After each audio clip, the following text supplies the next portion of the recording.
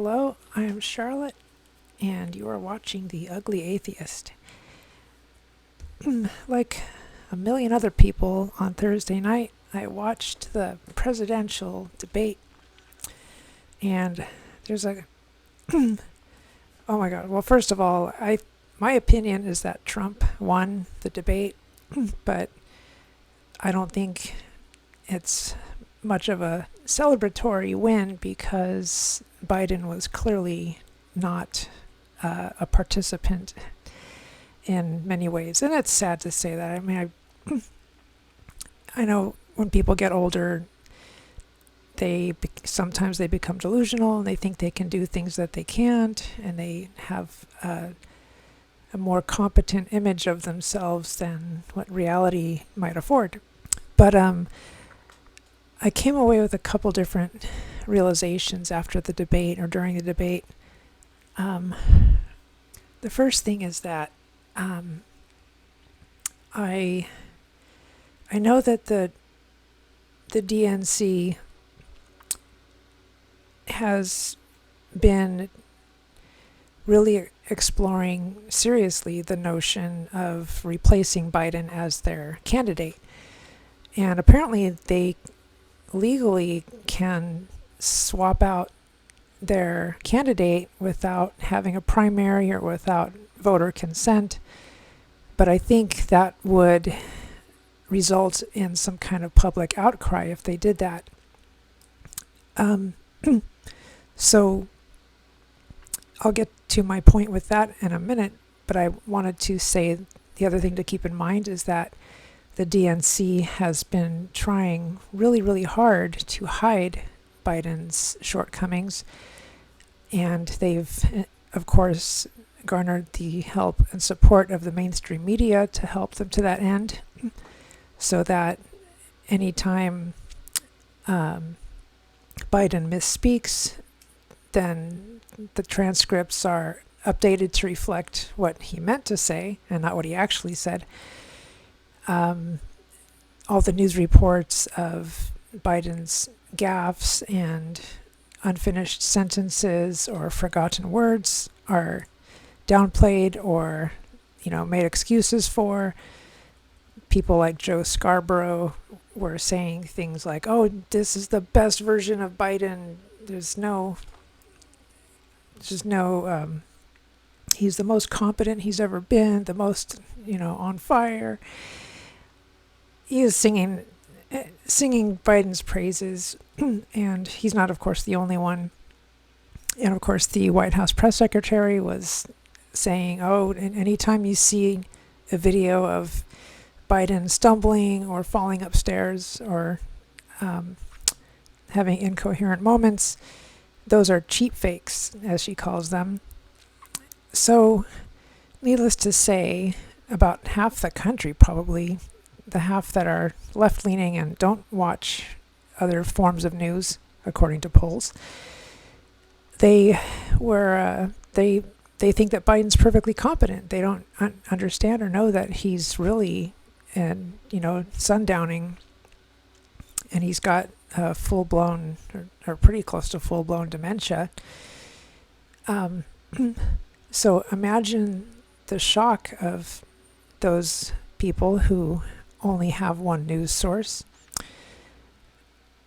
when they watched the debate and saw Biden for what he really was. Now, I think the DNC, I was wondering for a moment, why is the DNC allowing this debate to happen? Because it's going to totally expose Biden for what he really is. It seems like that would be against their best interest. But then I realized that in order for them to swap out a candidate, they're going to need the support of their constituents. So, as I mentioned earlier, if they just went ahead and swapped out the candidate without the consent of their people, there's going to be some outcry. However, if they expose Biden for the ailing old man that he is, then that will garner the support they need from their base. The people who see Biden stumbling I mean, you can tell like that after the debate, a lot of the people on the left were just shocked. They're like, "Oh, I didn't know it was this bad." You know, because they don't watch other news media outlet sources, so they of course had no idea how bad it was. All they were told was that these are cheap fakes and pay no attention to your lying eyes. So now that they've exposed Biden during this debate, then now that the public is going to be a lot more behind their when they propose the switch, you know, whether it be swapping in Gavin Newsom, or some are saying Michelle Obama, some saying that, or she's saying she doesn't want to become president, but they'll find somebody. And I'm hearing, I think Vivek Ramaswamy is saying that by September, or maybe it was someone else who was saying that by September there'll be that the swap will happen, and they'll have the support of the people. They're probably going to do less hiding of Biden's shortcomings from here on out till the election, so that it can create the case for the swap. So that's one thing that I sort of realized from watching the debate. And then the other thing is, I'm like sitting sideways like this the whole time. So we have the extreme left, you know, the progressive left, and then we have the extreme right, the religious right, I'll call them. Both sides have their problems, but here's sort of the difference that I'm realizing is that I'm going to use an analogy. So let's say you have this antique doll, and the doll is in fairly bad shape. It's falling apart. It's clearly seen better days. And so the difference between the far left and the far right comes down to a general attitude of what they would choose to do with this doll. And of course, we'll use this doll as a proxy for the United States, the nation that both sides are part of. What I'm sensing is that the people on the religious right, or even the right in general, I guess, they tend to have the attitude of, this doll has value, it has history, let's fix it up, let's rebuild it, let's replace some of the worn out parts, repaint it, make it look brand new again, like it did when it was first built, first created. And the people on the far left, the progressive left, are the types who would look at this antique doll in its horrible condition and say, this is beyond repair, let's just throw it out and then we'll make a new one in our own image. The intention seems noble enough on the left, where they just feel like it's hopeless, they want to build something new. I can respect that to a degree. But it's definitely more of a destructive approach, at least initially. Whereas people on the right tend to be more constructive and more wanting to restore what was lost because of the value that it had. And the heritage, I don't know which position is necessarily better. I would think that those attitudes on the right are probably what I would prefer personally. I would rather restore the doll to its former glory, and I am a less destructive person in that regard. But that it begs the question: why do some people have that attitude of, let's just destroy it, burn it to the ground, and then build something new from its ashes? And I think the answer to that might be by virtue of youth. Like, younger people tend to not have as deep an understanding of the heritage of something that old. And it could also be by virtue of their not being from this country. So foreign-born, foreign nationals that have moved to this country, and young people both I would imagine would tend to be lean more towards the destructive mindset, where they want to just destroy it and start something new, start all over again. Forget the past, forget those old guys, the Constitution. Let's just make something new. And I can appreciate that to one degree, because we've all been in situations where like something that once had value and it's beyond repair, and it just seems like it's a hassle to restore it. So we're all, let's just get rid of it, be done with it. That's kind of a lazy approach too. And I'm all about lazy. It's a lot harder work, I think, to rebuild something and make sure it's done right, and try to reinvigorate its former meaning and glory and its former value, whether it be a nation or an antique doll. So I think that the presidential debate on Thursday night was very eye-opening for a lot of people, and it's going to be interesting to see how this unfolds in the coming weeks and months leading up to the election. I think displaying Biden's shortcomings is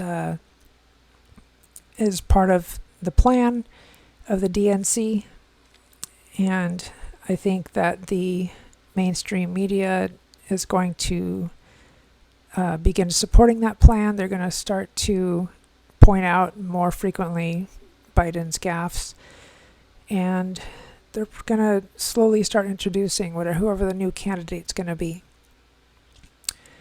But we'll see what happens, and I think I am rooting for Trump, of course. I hope Trump wins. He is clearly the best guy for the job, but I am getting a little weary of going to the grocery store and paying 2 or 3 times as much as I used to at the gas pump as well. I'm tired of all our tax dollars going overseas to fund foreign wars. We don't need to be sending our troops. We don't need to be meddling in any of these countries. The American people don't want this. I certainly don't want that. I don't want wars. And Trump is the guy he's the closest we have, somebody who's going to be bringing the troops home and stopping the wars and stopping the nonsense, stopping the foreign oil imports.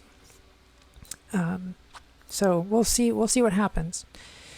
But that being said, it is now time for the section of the show called What I Learned This Week. For those of you who don't know, those of you as if there's anybody watching this, this is the portion of the show where I discuss some random fact that I sort of learned or heard about during the week. And it doesn't have anything to do with anything. It's just like, oh, that's kind of cool. And this week I learned about these new brain therapies that are being used to molecularly repair damaged cells in people with various brain disorders, including dementia and Alzheimer's and a number of others. I think the article mentioned Timothy's syndrome in specific, or at least that's what they were targeting with this particular study. I don't know much about Timothy's syndrome.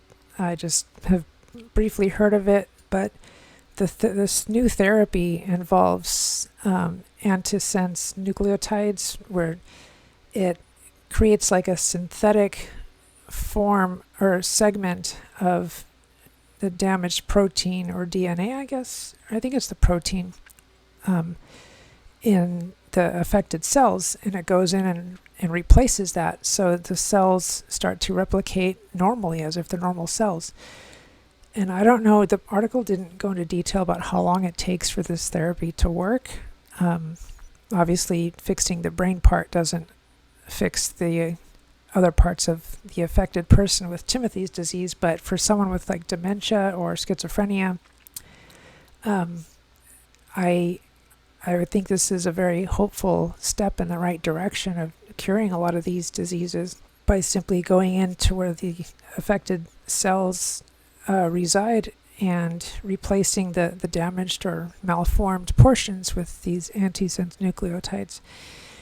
So we'll see what the future holds with that.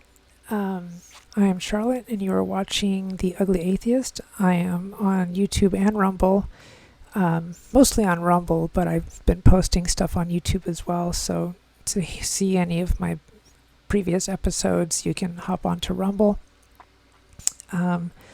So that should do it for today. Thanks for watching, and we'll see you next Sunday.